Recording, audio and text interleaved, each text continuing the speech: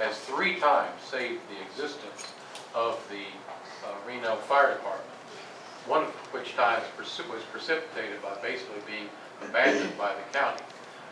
We have also had to create our own police department because of lack of help from the county with regards to that.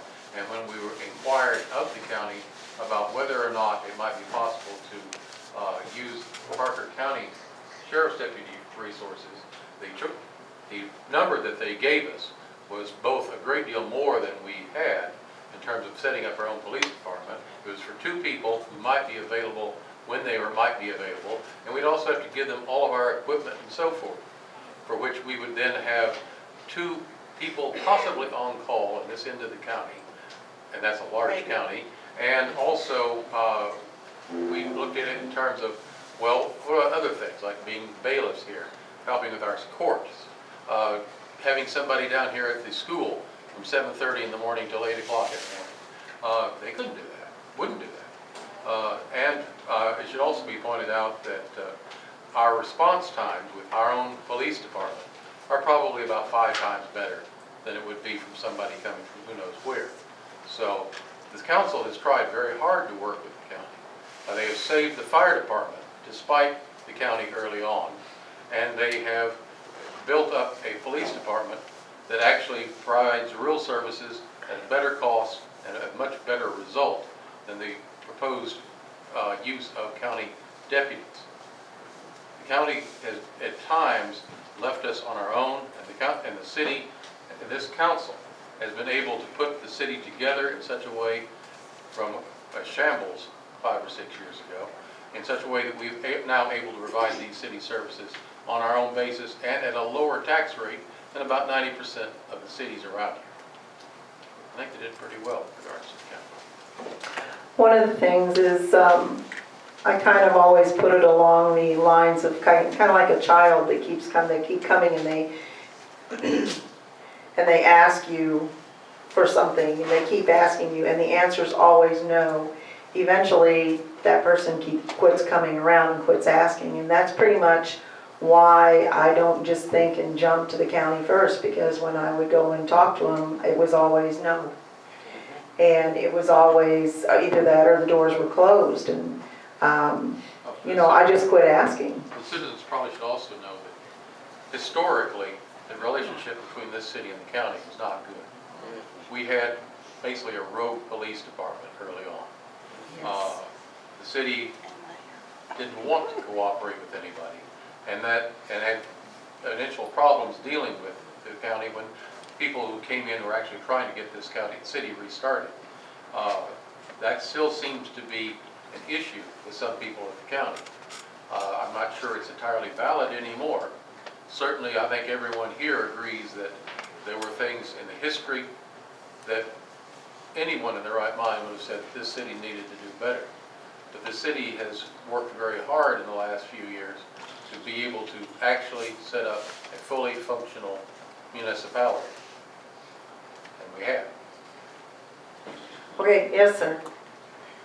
Mayor, I'm just going to briefly add that during my tenure here, Mr. Leonard and myself have met with Judge Riley, Commissioner Conley, and other city officials, other county officials on at least 2 occasions at our request. They were very cordial to us and received us in a professional manner. As I recall, you were at one of the meetings as well. So Yes, when they wanted to bring the fire department back into the Parker County Fire Alarm. Exactly. So, And we were very welcoming to it. We wanted it. and both meetings were very cordial, and they were, again, those meetings were at our behest, and I thought they were very productive. So we have always been willing to work with the county in every way we possibly can. So that misnomer out there that we don't want to work with the county or we don't want to have anything to do with the county is totally bogus. Like I said, we have met at least twice with county officials from Judge Riley right on down, and I thought they were good meetings, and I think that our relationship with the I would county welcome was working with the strong. county, you know, but let's move on. Joe Swinard? Swinkard. I'm sorry, Joe, I apologize. It's been a long night. Yeah, 3 minutes, Joe, you're up. Yep. Well, thanks everybody for having me. I've been up here before. Some of y'all know me, and some don't. But some of y'all gonna have to listen to it again. But I am Joe Slinkard. I'm a candidate for Precinct 1 Constable. I've been a police officer for 30 years. I've been in management for the last 23 years of the 30.